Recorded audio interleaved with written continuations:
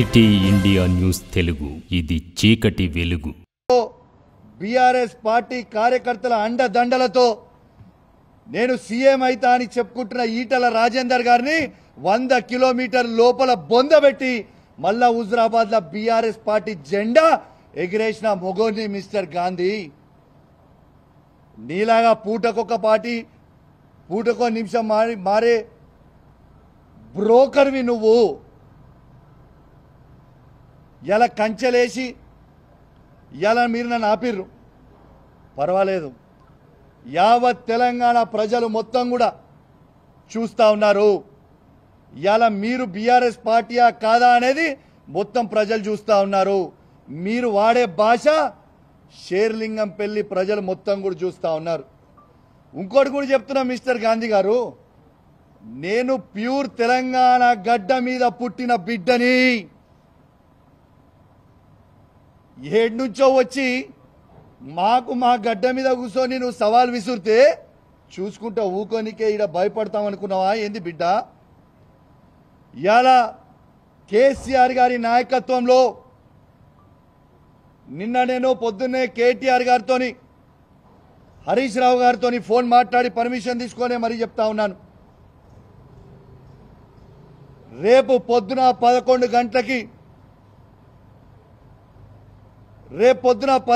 గంటలకి మా మేడ్చల్ జిల్లా పార్టీ ఆఫీస్ శంబీర్పూర్ రాజు గారి నాయకత్వంలో ఆడి నుంచి మేమందరం కలిసి వేలాది మంది కార్యకర్తలు అందరం కూడా మన బీఆర్ఎస్ పార్టీ ఎమ్మెల్యే గాంధీ గారి ఇంటికి పోదామని చెప్పి సందర్భంగా తెలియజేస్తా ఉన్నాను. రేపు దయచేసి కోరుతా ఉన్నాను, బీఆర్ఎస్ పార్టీ ప్రతి కార్యకర్త, జీహెచ్ఎంసీలో ఉన్న ప్రతి కార్యకర్త, ఇలా ఉమ్మడి రంగారెడ్డి జిల్లాలో ఉన్న ప్రతి బీఆర్ఎస్ పార్టీ కార్యకర్త రేపు అందరం కలిసి 11 గంటలకి గాంధీ గారి ఇంట్లోకి ఖచ్చితంగా రేపు పోదాము. ఆడ బ్రేక్ఫాస్ట్ తిందాము, ఆడ లంచ్ తిందాము. గాంధీ గారు కండువ కప్పుకున్న తర్వాత గాంధీ గారిని తీసుకొని తెలంగాణ భవన్కి పోయి ప్రెస్ మీట్ పెట్టి అక్కడి నుంచి గాంధీ గారిని కేసీఆర్ గారి దగ్గరికి తీసుకొని పోదాం. స్వాగతం పలుకుదాం. దయచేసి కేసీఆర్ గారి మీద ఉన్న అభిమానం ఉన్న ప్రతి కార్యకర్త, కేటీఆర్ గారి మీద అభిమానం ఉన్న ప్రతి కార్యకర్త, హరీష్ రావు గారి మీద అభిమానం ఉన్న ప్రతి కార్యకర్త అందరం కూడా పెద్ద ఎత్తున రేపాడికి పోదామని చెప్పి సందర్భంగా తెలియజేస్తా ఉన్నాను. రేపు 11 గంటలకి ఖచ్చితంగా 11 o'clockకి మేము రేపు శంబూర్పూర్ రాజు మన మేడ్చల్ పార్టీ ఆఫీస్ దగ్గర నుంచి స్టార్ట్ అవుతాం. ఆయన ఇల్లు అదే జిల్లా కిందికి వస్తుంది, ఆడికే పోదాం. ఆడి నుంచి అందరం కలిసి ఆ ఇంటికి పోయి స్వాగతం పలుకుదాం. మళ్ళీ ఏమంటాడు, బీఆర్ఎస్ పార్టీతో ఆయనకు పంచాయతీ కాదట, కౌశిక్ రెడ్డితోనే ఆయనకు పంచాయతీ అట. నీకు నాకేమైనా భూమి తగాదాలు ఉన్నాయా? నీకు నాకేమైనా అన్నదమ్ముల పంచాయతీలు ఉన్నాయా? ఎస్, నేను అడిగింది ఏంది, నువ్వు చెప్పే జవాబు ఏంటిది, నువ్వు మాట్లాడేది ఏంటిది? నిర్సిగ్గుగా నిర్లజ్జగా నువ్వు మాట్లాడే మాటలు యావత్ తెలంగాణ ప్రజలు మొత్తం కూడా వింటా ఉన్నారు. అసలు నువ్వు బీఆర్ఎస్ బీఫామ్ మీద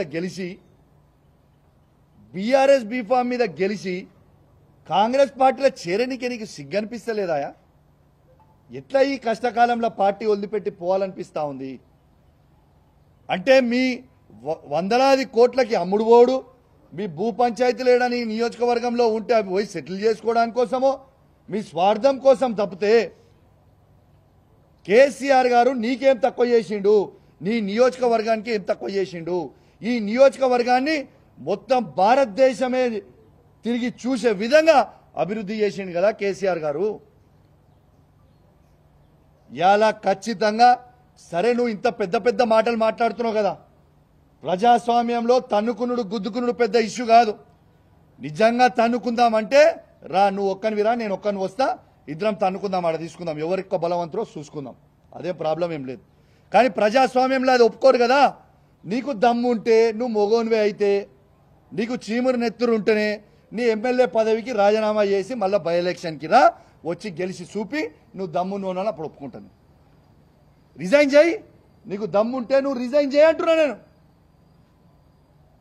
నీకు దమ్ముంటే నువ్వు రిజైన్ చెయ్యి. Come will go for election. ఆడ చూసుకుందాం. అది నిజమైన ప్రజాస్వామ్యం కదా. నీ దమ్మేందో, మా కేసీఆర్ నాయకత్వంలో మా దమ్మేందో మేము చూపిస్తాం. You please resign.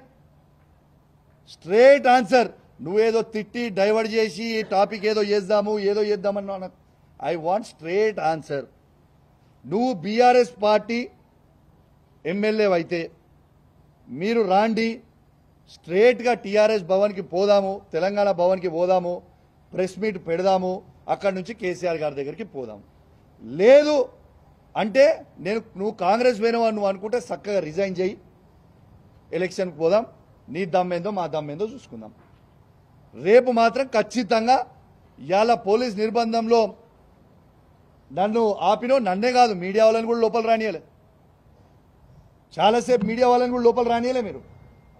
ఇవాళ ఖచ్చితంగా రేపు 11 గంటలకి మేము ఆడి నుంచి బయలుదేరుతాం. ఖచ్చితంగా మీకు చెప్తా ఉన్నాం, గాంధీ గారి ఇంటికి పోతాం. గొడవకు కాదు మేము పోయేది. ఆయన మా బీఆర్ఎస్ పార్టీ ఎమ్మెల్యే అంటుండు కాబట్టి మా షేర్లింగంపల్లి కాన్స్టిట్యున్సీలో ఉన్న బీఆర్ఎస్ కార్యకర్తలు, మా ఉమ్మడి రంగారెడ్డి జిల్లాలో ఉన్న బీఆర్ఎస్ కార్యకర్తలు, జిహెచ్ఎంసీలో ఉన్న బీఆర్ఎస్ కార్యకర్తలు అందరం కూడా ఆడ మీటింగ్ పెట్టుకోవడానికి పోతున్నాం. ఆయనకు స్వాగతం పలికి తెలంగాణ భవన్కి తీసుకొచ్చి మళ్ళా కేసీఆర్ గారి దగ్గరికి తీసుకుపోతామని చెప్పి సందర్భంగా తెలియజేస్తా ఉన్నాను. నువ్వు మాట్లాడిన మాటలకి నేను నీకంటే రెట్టింపు మాట్లాడగలుగుతా, కానీ నీ విజ్ఞతకే ఇచ్చిపెట్టిన నీ యావత్ షేర్లింగంపల్లి ప్రజలందరూ కూడా చూసిర్రు. మైనంపల్లి హనుమంతరావు కూడా అల్వాల్లో మీటింగ్ పెట్టినప్పుడు ఇదే విధంగా కేటీఆర్ గారిని నోటికొచ్చినట్టు దూషించిండు. 50,000 మెజారిటీతో ఓడిపోయిండు. నెక్స్ట్ నీది కూడా గదే గతి పడుతుందని చెప్పి సందర్భంగా తెలియజేస్తూ సెలవు తీసుకుంటా ఉన్నాను. జై తెలంగాణ, జై కేసీఆర్. అయితే ఇప్పుడు గాంధీ గారు ఇప్పుడు 12 గంటలకు మా ఇంటికి వస్తా అని అంటే మాత్రం మోస్ట్ వెల్కమ్. రాగానే బీఆర్ఎస్ పార్టీ కండువ కప్పి లోపలికి తీసుకెళ్తాం. ఇద్దరం కలిసి భోజనం చేసుకుంటాం. భోజనం చేసి ఇక్కడి నుంచి మనము స్ట్రేట్గా తెలంగాణ భవన్కి పోదాం. తెలంగాణ భవన్లో ప్రెస్ మీట్ పెట్టి అక్కడి నుంచి స్ట్రేట్గా కేసీఆర్ గారి దగ్గరికి పోదాం. స్వాగతిస్తున్నాం, వెల్కమ్. నేను గాంధీని ఒక్కరినే కాదు బాబు, నిన్న చూసినో లేదో, నువ్వు ఇంతకుముందు చూసినో లేదో, గాంధీ గారు ఒక్కరే కాదు, దానం నాగేంద్ర గారి గురించి మాట్లాడినా, కడియం శ్రీహరి గారి గురించి మాట్లాడినా, గాంధీ గారి గురించి మాట్లాడినా, మన కృష్ణమోహన్ రెడ్డి గారి గురించి మాట్లాడినా, వెంకట్రావు గారి గురించి మాట్లాడినా, ఎవ్రీబడి పోయిన 10 ఎమ్మెల్యేలకు కూడా జవాబు చెప్తా ఉన్నాం. ఓకే, గాంధీ గారిని టార్గెట్ చేయడం అని కాదు, గాంధీ గారు అన్నారు. 10 ఎమ్మెల్యేలలో గాంధీ గారు అన్నారు. ఏమని అన్నారు గాంధీ గారు? ఆయన ఏమని అన్నారు? నేను కాంగ్రెస్ పార్టీలో చేరలేదు, నేను బీఆర్ఎస్ పార్టీ ఎమ్మెల్యేనే అని గాంధీ గారే అన్నారు కదా, నేనలే కదా. మా ఎమ్మెల్యే ఇంటికి నేను పోతా అన్న, తప్పేంటిది?